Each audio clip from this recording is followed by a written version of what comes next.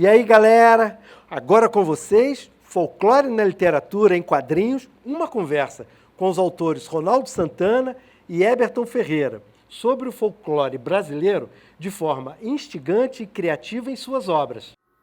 Olá, sejam muito bem-vindos. Eu sou Ronaldo Santana, animador e diretor de desenhos animados. Já no mercado editorial, atuo como ilustrador de livros infantis e juvenis. Como escritor, estreiei com uma série de livros de fantasia urbana, onde exploro o tema do nosso folclore de forma bem inovadora. Na verdade, existem vários artistas que, nesse momento, estão tratando esse tema de formas muito criativas. Um deles é Eberton Ferreira, quadrinista independente, natural de São Gonçalo, no Rio de Janeiro. Passeia por vários gêneros, do infantil, super-heróis, aventura, suspense e terror. O artista se especializou em contos sobre o folclore brasileiro e lendas urbanas, e é sobre isso que vamos conversar agora, e eu te convido a participar dessa conversa. Espero que goste. Obrigado, Eberton, por ter aceitado o convite de vir aqui conversar comigo e contar para todo mundo desse evento sobre a tua história, as suas histórias, como é que você começou a escrever e logo em seguida a desenhar, porque eu sei que você começou até escrevendo livros, mas a sua paixão é realmente nos quadrinhos. Então, conta pra gente como é que é esse início, né, até chegar nesses seus títulos, né, do Causos e do Xamã e tudo mais. Então, por favor, venha. Beleza, Ronaldo, eu que agradeço aí pela oportunidade, você ter me convidado aí para bater esse papo legal aí, sobre um tema bacana que é o folclore, né, que é o que a gente curte. Então, assim, né, na verdade, desde criança, desde bem pequenininho, eu já fazia os meus fanfics, são quadrinhos feitos por fã, né? Ou seja, eu pegava aqueles heróis que eu gostava, Batman, principalmente o Batman, né? Mas outros super-heróis também, e eu criava as historinhas diferentes, né, desses personagens. Então, era um fanfic, apesar de eu não saber o que significava, não conhecia o termo, né? Era uma criança ainda. Fui crescendo, e aí eu, de fanfics, passei a fazer fanzines. Também era desconhecido o termo para mim, mas eu passei a fazer naturalmente. Eu comecei a criar histórias e personagens próprios. E por que são fanzines, né? Eu xerocava, eu grampeava em casa, era um produto artesanal, né? Bem assim, caseiro. Para mim, fazia para mim, para mostrar para os familiares, aquela coisa toda. E aí eu fui crescendo. À medida que eu fui crescendo, foram vindo as responsabilidades, né? E aí fazer quadrinho é muito difícil. A gente sabe que dá um trabalho danado desenhar e finalizar. Então, eu optei nesse período, optei por fazer livros, né? Aí chega onde você citou aí. Eu escrevi uns 5 livros na época, de ficção científica, que também é um tema que eu adoro. Quando você diz na época, que época é essa? De 1999 para 2000, eu lancei meu primeiro livro. Aí, na época, era até o título Jornada Obscura, falando sobre o fim do mundo, né? Naquela época era um tema muito batido, né? E, assim, Nostradamus, aquela coisa toda, as profecias. Isso. E aí eu sempre gostei do tema, né? Anjos, demônios, a batalha entre céu e inferno. Então, eu misturei toda essa bagagem que eu curtia, né? Eu ainda curto, claro, eu curto ainda, né? Aí eu misturei com ficção científica de viagem no tempo, poderes paranormais. Cara, eu fiz uma mistureba, cara. Aí lancei tudo nesse livro aí, o Jornada Obscura, e fiquei uns anos escrevendo livros, né? Aí me afastei por muito tempo de quadrinho, mas muito tempo mesmo. Eu fiquei uns 10 anos sem fazer quadrinho, ou até um pouco mais, né? Aí sim, nesse período, né, que foi passando o tempo, aí eu me casei, né, tive minha filha, eu cheguei a gravar músicas em estúdio, eu também gosto de cantar, aí eu compus algumas letras e tal, eu gravei em estúdio lá, mas tudo hobby, né, nada assim, vou ser profissional, não, é tudo hobby. E aí teve um período em que eu abri uma videolocadora, né, também gostava muito de assistir filmes, né, é uma paixão minha, apesar de agora estar sem tempo para isso. Vejo pouco filme atualmente, mas naquela época eu via muito, sabe? E aí abri essa videolocadora em parceria com meu pai na época, ele era meu sócio. E nesse período, né, da videolocadora, eu ficava muito tempo ocioso, né? Eu ficava sentado lá esperando os clientes chegarem e tal. E aí eu comecei a rabiscar de novo, sabe? No papel, do nada, assim. Isso era por volta de 2010, mais ou menos. E aí os clientes começavam a chegar e vinham fazendo aquilo. Aí você faz, legal. Você vai vender? Aí eu falei, não sei se você compraria. Eu compraria. E isso foi se repetindo, né? Eu falei, pô, será, cara? Aí eu comecei a ter aquela vontade de novo de fazer quadrinho, né? Porque minha paixão de verdade é quadrinho, né? E aí eu voltei ali, sabe? Em 2010 eu comecei a fazer uma série de fanzines com personagens da época de moleque ainda, né? Eu resgatei, né, uns personagens de 1996, 94, por aí que eu criei. Era baseados em mim e primos meus, amigos, né? Tipo o que o Maurício de Souza faz, né? Com a Turma da Mônica. Eu voltei fazendo fanzine, na verdade. Eu xerocava, né? Eu comprei um grampeador grandão aí, né? Para botar a folha lá e grampear ele no meio. Aí, assim, né? Trabalhando para fazer 10 cópias, né? Pô, cara, não fala não, cara. Ó, eu passei muito perrengue nessa época de fanzineiro, cara. Mas foi bom para aprender. Eu aprendi muito nessa fase. E coisas que me ajudaram depois, sabe? Quando eu decidi fazer quadrinho mesmo, impresso em gráfico e tal. Mas nesse período, né, eu achava que eu estava sozinho no mundo, né? E eu sou o único maluco que faz quadrinho, né? Não sei se para escritor, eu acho que escritor não passa muito por isso, não. Porque a gente vê aí o mercado literário, mas ele é mais vívido, ele é mais presente, né? Por causa das feiras e tal. Mas quadrinho... Bom, agora até que está começando a caminhar, mas na época, né, você não ouvia falar de história em quadrinho autoral, né? Você tinha que buscar muito isso, principalmente na internet, né? Pessoalmente, você não via, né? E aí eu comecei a catar na internet, buscar, né? Eu criei um grupo que está até lá até hoje, né? O QFERJ, Quadrinistas e Fanzineiros do Estado do Rio de Janeiro, QFERJ. Aí eu criei um grupo e comecei a procurar pessoas e eu vim descobrir que tinha um monte de gente que assim, que tinha pelo menos, eram aspirantes, né? Éramos aspirantes. Tínhamos vontade de fazer, né? Não éramos profissionais, não estávamos no mercado inserido, né? Nada disso. Mas tínhamos vontade. E aí eu comecei a achar aquela galera. E depois eu fui vendo que tinha um mercado paralelo ao mainstream, né? É um mercado, é o nosso mercado aqui, né? Então, aí na época teve eu conheci um grupo chamado Confraria do Gibi, né? Era um grupo de colecionadores que se encontravam na feira da Praça 15, no centro do Rio de Janeiro, né? Só que eu conhecia conhece, né? Eu conhecia todo mundo pela internet. Aí eu passei a ir aos sábados, né, visitá-los, aí batia papo. Aí mostrei meus fanzines para eles, cheguei a botar lá para vender junto com os materiais deles lá, era do mainstream, né? Materiais para colecionadores e tal. E aí, em conversa, eles começaram a me direcionar, né? Poxa, a criança de hoje, ela tem outros... Né? Isso na época, tá? 2014, por aí. As crianças de hoje, geralmente, elas não curtem muito parar para ler. E quando elas gostam de ler, às vezes nem é material assim... Então, o material que eu produzi, infanto-juvenil, era focado na minha época, sabe? Eu tinha, né? Se você for pegar aquele material meu e dar para uma criança de hoje, a criança vai olhar e vai falar, não é isso que eu quero ler. Porque né, as crianças mudaram, né? Houve uma evolução. Você está falando de uma infância dos anos 80, né? É isso. Né? E aí eles falaram, cara, cria uma história para adulto, para o público adulto, e você vai começar a ver um retorno diferente. Aí eu falei, tá bom. Aí, em 2014 mesmo, né, eu comecei a pensar no que eu poderia desenvolver, né? Em que tipo de universo eu poderia desenvolver para criar um quadrinho para adulto. Aí eu já pensei logo no folclore, né, cara? Porque eu queria trabalhar com a mitologia brasileira, porque eu sempre gostei, né? Eu sempre fui inspirado pelo... Eu acho que quem não foi, né? Pelo Sítio do Capão Amarelo, né? Do Monteiro Lobato, por aquelas as adaptações antigas, né? As de hoje eu não curto muito, não.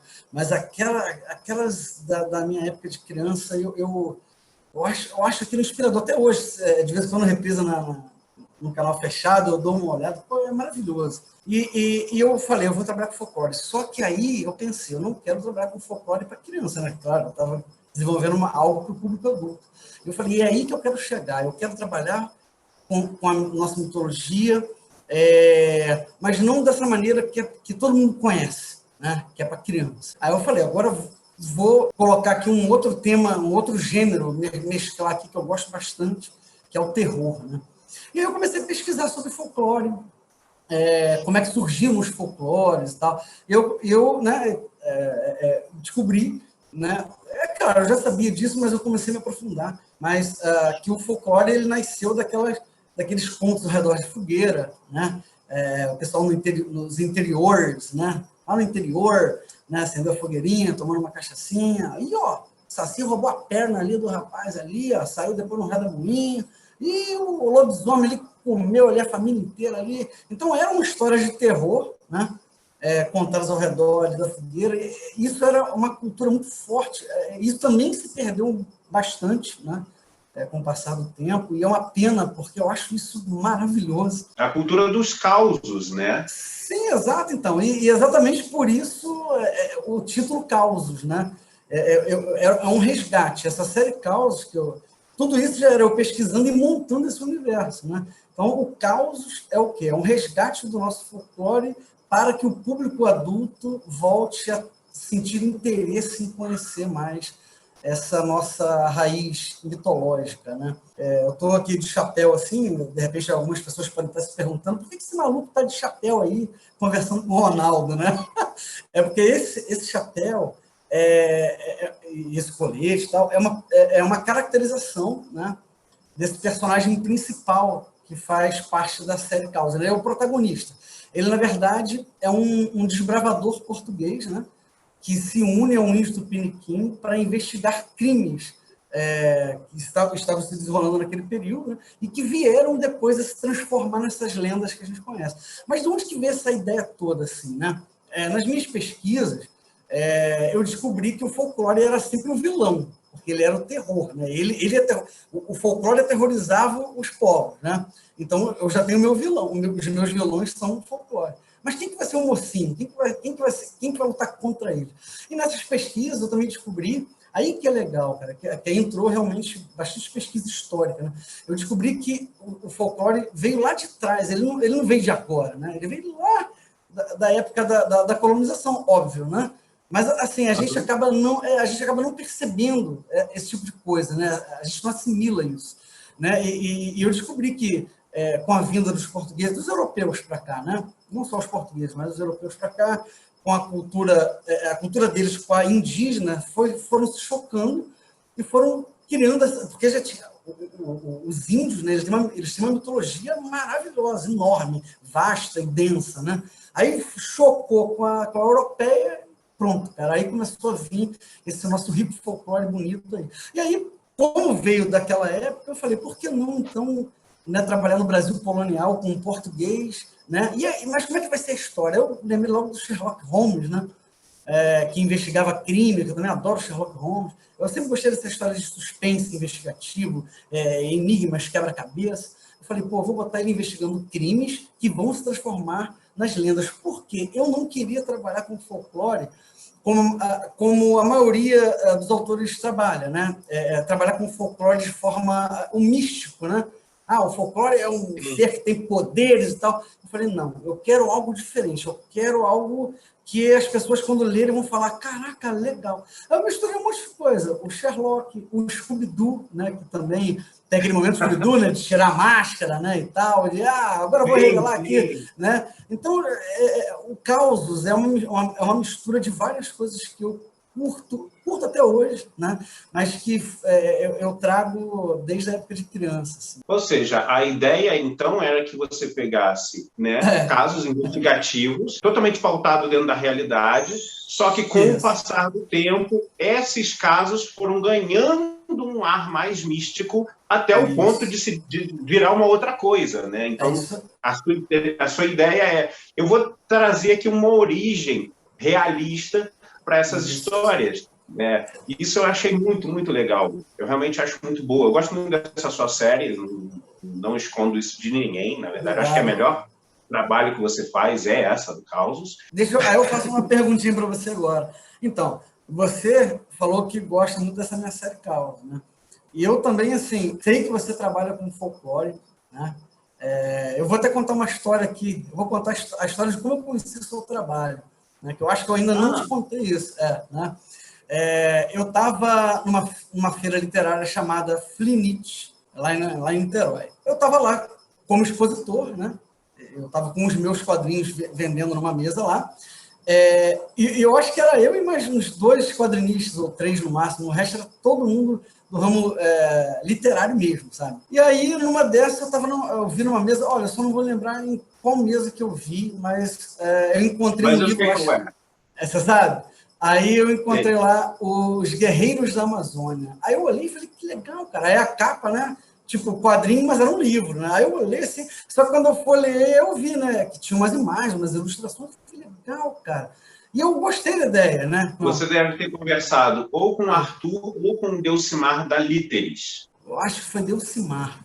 Aí, assim, essa pessoa até me falou, um desses autores aqui, ele é lá da Sociedade de São Gonçalo. Eu falei, mentira. Aí peguei, né? Comprei, né? Aí li e tal. Pô, cara, achei uma barata. Aí depois eu vim conhecer você numa feira. Eu não sei se foi na própria feira. Foi na mesma feira. Isso. E eu acho que eu fui no domingo para visitar a minha amiga Jéssica Sanz, que ela estava expondo do seu lado. Foi isso mesmo. Aí eu aproveitei e peguei seu autógrafo. Foi isso mesmo. Aí assim, quando eu fui lá para visitar ela falou, Ronaldo, eu tenho um cara para te apresentar. Eberton Ferreira. Aí começou. Aí começou essa amizade aí, né?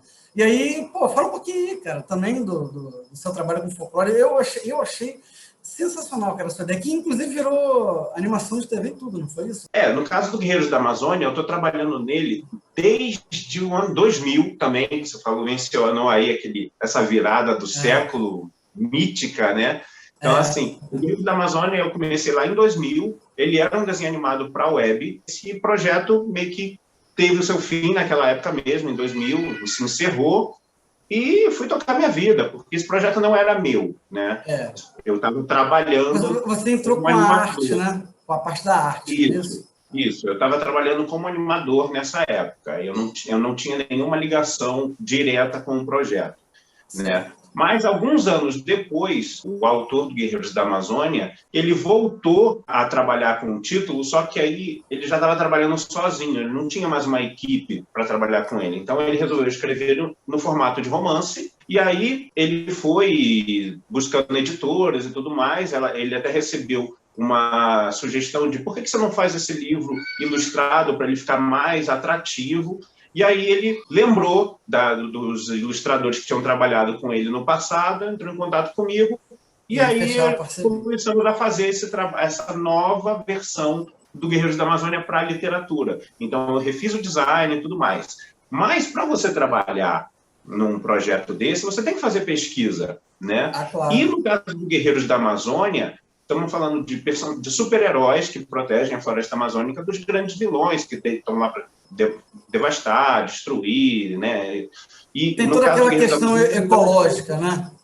Isso. No caso do Guerreiros da Amazônia, diferente do seu, não é uma história de época, não estou falando da época do descobrimento, é uma história contemporânea. Mas os personagens, eles acabam, como você mesmo mencionou, ao redor da fogueira, conversando e contando essas lendas, né? Então, porque tem alguns personagens que eles são inspirados nos animais da floresta. Então, nós temos o boto, nós temos a arara, o macaco, a onça pintada, falcão. São 10 animais sagrados. E eles ficavam ali contando. Aí já contaram a história do Guaraná, já contaram a história...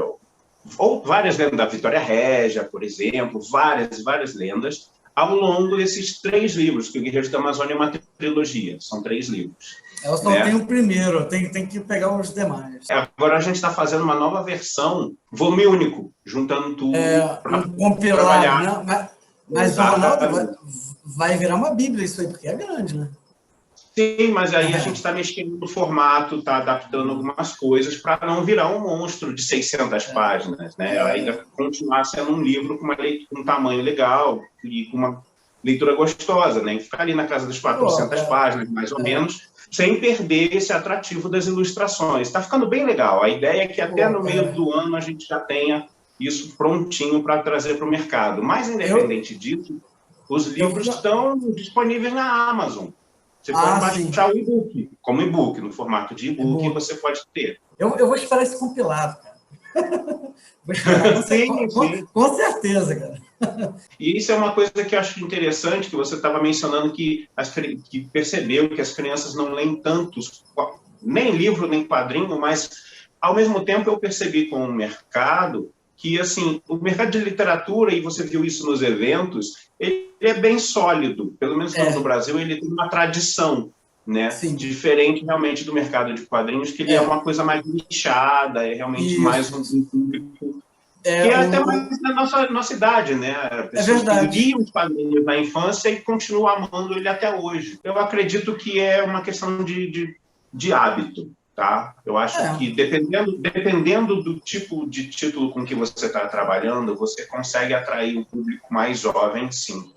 Quando eu fiz a Luana, eu estava pensando exatamente nessa questão do público, né? Que já tem o hábito da leitura com os livros, mas que não tem essa tradição nos quadrinhos, né? Que embora eu ame os quadrinhos, né? Assim como você, eu comecei fazendo fanzine também, né? Então, assim, por isso que eu fiz aquela brincadeira com você sobre o trabalho que dá fazer 10 cópias. 10 páginas. Para você vender para os seus 10 amigos mais próximos, na verdade, para os seus 9 amigos, porque você quer ficar com uma.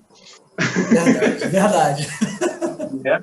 E eu fiz muito isso no ensino médio, né? Era a época que eu estava realmente fazendo os quadrinhos, onde eu desenvolvi e construí foi o meu período de estudo como desenhista. Verdade. Mas eu percebi, assim como você conhece, sabe muito bem, que assim, fazer quadrinho dá muito, mas muito trabalho. E assim, o processo de criação é diferente, ele é mais um tempo realmente de produção, nem tanto assim de criação. Né? O quadrinho ele tem um tempo maior de produção, porque você tem a parte da pesquisa, que também a gente tem no desenvolver de um livro, tem a parte do roteiro escrito, que seria escrever o livro, mas é de uma forma diferente. Porque tu já está escrevendo a história em si, então você está escrevendo o cenário, os personagens, as coisas estão andando ali na história. Agora, o roteiro de quadrinho ele já é escrito, pensado em transportar aquilo que temos. Narrativa visual, né? Isso aí. Aí já tem, quer dizer, aí já são escritas diferentes. E depois tem a produção da parte gráfica. Mas o ponto que eu queria chegar é o seguinte: eu percebi que o esforço para produzir o quadrinho e depois comercializá-lo, ele é maior. Talvez não compensasse tanto, porque o brasileiro ele não tem uma tradição de leitura de quadrinhos, a não ser aqueles clássicos, né? um Ziraldo ou um Maurício de Souza. Ou até mangá mesmo, sabia, Ronaldo? Até o mangá ele se tornou tradicional aqui. Agora sim, mas quando a gente estava tomando essas decisões, era um deserto. Sim, verdade. Mas o mercado de literatura, ele sempre se manteve estável no Brasil. Sempre. Então, eu pensei, eu acho que eu consigo desenvolver bem essa história, no caso da Luana, especificamente, dentro da mídia da literatura, e em algum momento eu posso tentar fazer essa transição com o mesmo público. Entende? Sim. Ou seja, e você já fez isso com a Irina, não é isso? Exatamente. Porque eu já tenho um público que conhece a personagem, conhece aquele universo, mas só viu até o momento na mídia literatura. Então, eu posso chegar e, de repente, trazer uma versão do quadrinho, ou, no caso, um spin-off, né, no formato de quadrinho, dentro do mesmo universo. E aí surgiu o livro do Espelho de Irina. Eu acho que você foi brilhante, cara. Mas fala da Irina aí. Porque você teve experiência no Catarse também, né? Foi a sua primeira experiência. Mas antes de falar da Irina, eu preciso apresentar formalmente a Luana, né? É verdade. Que é essa série literária que eu faço, né? Que conta a história dessa menina de 12 anos que nasceu com os cabelos prateados, mas ninguém sabe a origem desses cabelos, né? Nem seus pais, nem ela mesma, porque, na verdade, ela foi adotada desde bebezinha. Mas leva uma vida normal de menina na zona sul do Rio de Janeiro, ou seja, vai para a escola, curso, shopping com as amigas de vez em quando. Então, um dia desses, passeando com as amigas no shopping, ela é reconhecida por uma bruxa que sabe por que ela tem os cabelos prateados. Essa bruxa sabe da origem dela. Então, quando essa bruxa reconhece a Luana, ela tem a oportunidade de dar continuidade a uma vingança. Então, ela espera um momento em que a menina esteja sozinha e lança um feitiço com a intenção de matar a garota. Só que a Luana sobrevive a esse ataque porque desperta um poder que ela não sabia que tinha, e esse poder está relacionado a esses cabelos. Então, desse momento em diante, ela tem que tentar entender que poderes são esses e por que tem alguém querendo matar ela. E essa bruxa é a Irina, essa personagem que futuramente eu iria fazer esse livro. Sim. Mas a série Luana, ela é uma série de 4 livros, e são 4 livros porque a história é ligada às faces da Lua. Então, o primeiro livro é Lua Nova, o segundo é Crescente, o 3 Cheia e o 4 Minguante. E já estou com os 2 primeiros livros publicados. Eu ia lançar o livro 3 em 2020, mas aí teve a pandemia. E aí eu pensei, sem eventos literários físicos para ir, eu achei que ia ser muito complicado fazer um lançamento, ia ser um pouco difícil. Mas vem cá, aí o Luana, né? Ainda falando de Luana, desse universo da Luana, aí você trabalha com folclore misturado com magia Wicca, né? Muito legal isso, cara. É o que a gente estava... a gente sempre conversa, né, Ronaldo? E o nosso folclore, cara, ele é tão rico, né? Que nosso tema é o folclore, né? Do nosso papo aqui. Né? Só que o folclore é tão rico que a gente pode abordá-lo de formas diversas. Né? Você, por exemplo, já está pegando magia Wicca com folclore. De onde veio essa ideia, sabe? São elementos que você curtiu e você resolveu fazer uma versão. Com pesquisa, com certeza você pesquisou para você, né? Então, dá para falar um pouquinho sem dar spoiler aí? Dá, né? Dá para falar sem dar spoiler, sim.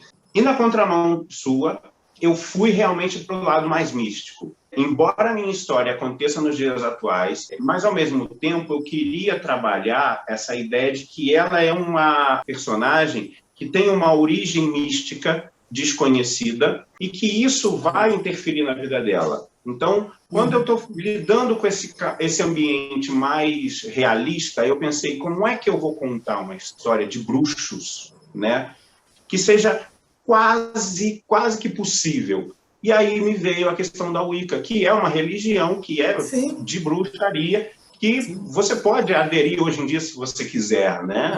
Verdade. Então, as pessoas existem pessoas hoje em dia que fazem magia, mas não aquela magia de soltar raios e trovões, não é isso. Né? É uma coisa muito mais sutil. Você usa o real, Esse aqui é o meu ponto. Eu ambiento toda a história de forma que você espere essa sutileza, e os bruxos que estão na minha história têm essa sutileza na magia. Mas a Luana destoa. Ela realmente extrapola as expectativas do mundo real. É um dos mistérios da história. O folclore, a religião Wicca, ela é originária da Europa, então, assim, ela não é uma religião antiga, ela é uma religião relativamente nova, ela foi feita no século XX, remontando a culturas antigas, né? Então, eles fizeram um resgate dos druidas, daquela cultura celta, e fez essa religião. Só que isso, lógico, se espalhou pelo mundo. Só que quando eu trabalho com personagens que estão no Brasil, e a parte legal da Wicca é que você pode cultuar deuses de qualquer origem. Então, é muito comum um wicano estar adorando um deus grego, um deus romano, ou um deus celta, assim como um deus viking, ou um deus africano, ou egípcio, por exemplo. Então, eu pensei, poxa, então, se ela permite essa pluralidade de panteão, eu acho que eu posso trabalhar, então, com panteão indígena. E aí eu fui pesquisar se alguém fazia isso. Claro, é o primeiro movimento que a gente faz. E eu descobri que sim, existe uma literatura nacional escrita pela Mavesper Siqueirodoen. Ela é uma wicana que mora em Brasília, né? E ela escreveu um livro que é o Wicca Brasil. e que ela faz esse sincretismo, ou seja, ela pega alguns ritos que são para outros deuses, né? E ela fez esse sincretismo com deuses indígenas. Mas ela é uma pesquisadora? Ela é uma pesquisadora ou ela pratica o Wicca mesmo? Ela é uma bruxa, sim. Então, ou seja, isso me permite fazer esse sincretismo. Então, eu vou trabalhar com deuses indígenas, né? Legal, então, acabo indo para o nosso folclore, porque, na verdade, o que é folclore? O folclore e os mitos, na verdade, é a religião desses indígenas. Para a gente é folclore e mito. Para eles são divindades. Então, você falando dessa parte mais mágica, né, mais mítica, né? Eu também, né, o meu trabalho causa ele é mais pé no chão, né? Mas eu tenho trabalho com xamã, né? Que é um trabalho que já puxa esse lado mágico, né? Eu já trabalho com a cultura dos deuses indígenas, também trabalho com o nosso folclore, né? Por quê? Porque o xamã já é um super-herói, na verdade, né? É o único que tem esse poder, sabe? Não há outro índio que tenha o poder de ser usado pelos espíritos da terra. Aí já entra essa coisa da cultura indígena, do misticismo indígena e tal, né? Ele é usado pelos espíritos da terra e ele empresta o corpo dele para que os espíritos ganhem forma física e eles possam se defender aqui no nosso plano, entendeu? Então, assim, quando ele se transforma em uma criatura que nós chamamos de curupira, ele só está dando a forma física àquele espírito que tem essa áurea, né? Esse formato, né?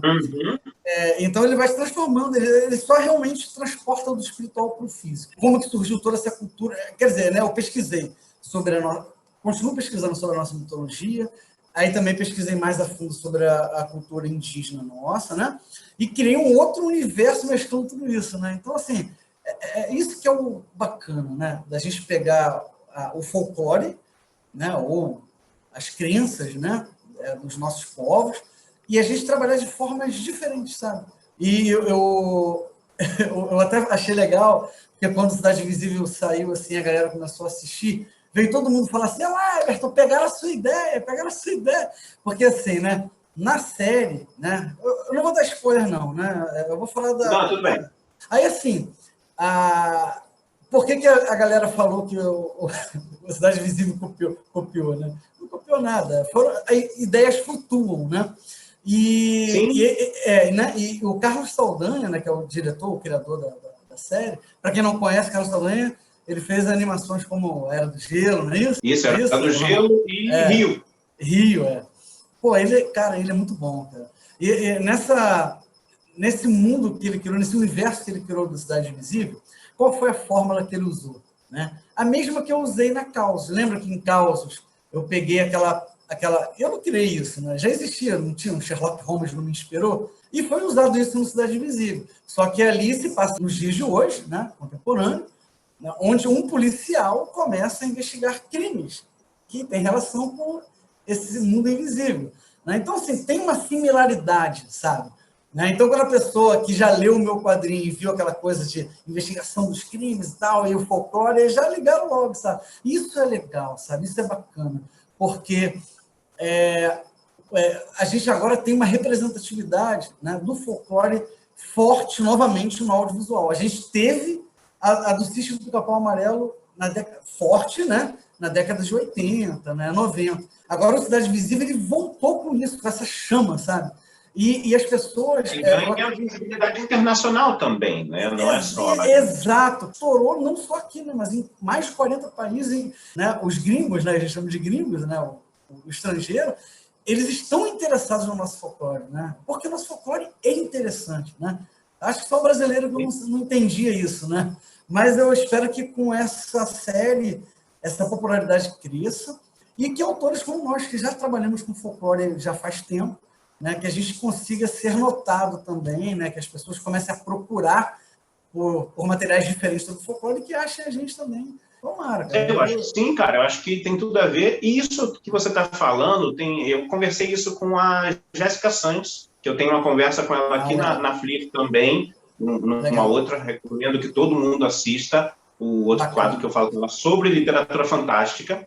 E a gente menciona a Cidade Invisível também, que eu acho que tem e não é só a gente, não, tem outros artistas trabalhando também no folclore. Eu acho que é meio que um espírito do tempo, sabe? Eu acho que assim, é meio uma espécie de inconsciente coletivo que está querendo buscar essas histórias. E várias pessoas estão buscando isso a seu modo. Eu acho que está rolando esse momento. Eu acho que isso ainda vai crescer bastante. Tem tudo para estourar, sabe? Assim, essa nossa mitologia. Sim, cara, acho que você está certo. E aí eu queria que você aproveitasse esse gancho do Xamã e do fato dele ser um super-herói para você falar da sua campanha do Catarse, que está no ar ainda, nesse momento. Na verdade, já está finalizando, né? Agora, durante a feira, ela ainda está rolando, mas ela vai acabar agora, no iniciozinho do mês. Vamos lá, o Catarse, né? Está em finzinho de campanha, vai inclusive terminar no Dia da Mentira aí. É verdade, mas é no Dia da Mentira, dia 1º de abril está terminando a campanha. É sobre os Sete, um grupo de super-heróis que se reúnem para poder proteger o Brasil de forças extraordinárias, né? De forças do mal. E esses 7 não vão aparecer só esses 7 personagens. Eu resolvi fazer uma homenagem a vários personagens, não criados só agora, né, nos dias atuais, mas mostrar personagens clássicos. Muita gente não sabe, mas a gente tem super-heróis criados desde 1908, começado com o Príncipe Oscar, né?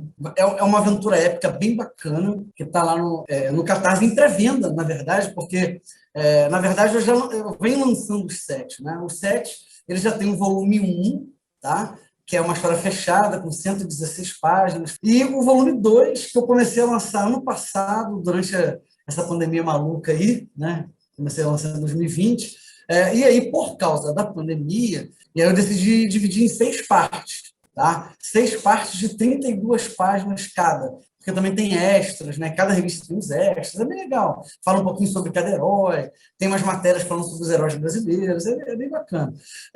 E aí, ano passado, eu consegui lançar, através de pré-venda direta comigo, o volume 2, capítulos 0, 1 e 2, né? E atualmente no Catarse está o volume 2, capítulo 3. Mas é claro que lá no Catarse tem combos, né, com essas revistas anteriores, para quem não pegou nenhuma ainda, pode pegar tudo junto. Tem também a série Causa, a série do Xamã. Tem vários tipos de combos legais lá, tem camisa, né, tem pôsteres, tem um monte de brinde bacana lá, esperando pela galera aí. O link é www.catarse.me/72, 7 escrito mesmo, né? SETE e o 2 numeral, né? 72. É bem facinho. É um trabalho bem legal, recomendo muito que vocês apoiem, porque é o melhor momento é agora, porque a campanha termina em poucos dias. Verdade.